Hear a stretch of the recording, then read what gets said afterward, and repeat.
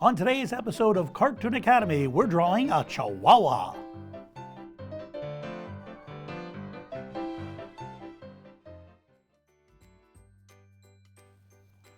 We begin with the eyes.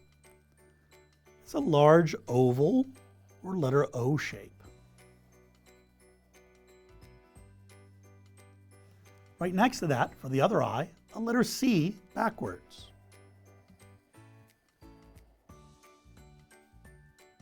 Two little dots in the eyes for the pupils. 1 and 2. Now for the nose. Starting from the base of the eye, come out, point, back in, up, and add a little curved dash. Next is the tip of the nose. It's an oval or letter O shape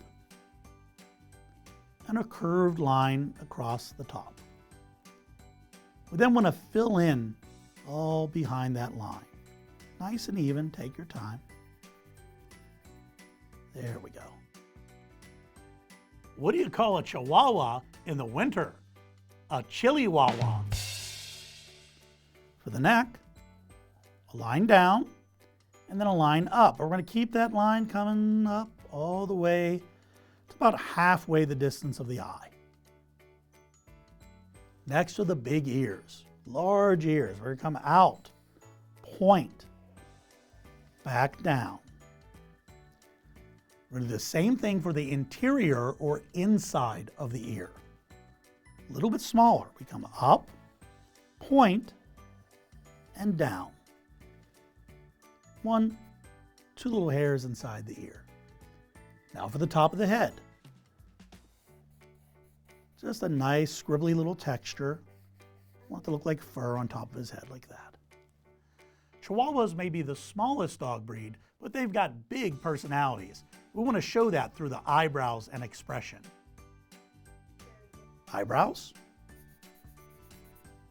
Bushy eyebrows, a lot of personality. The other ear is right behind here.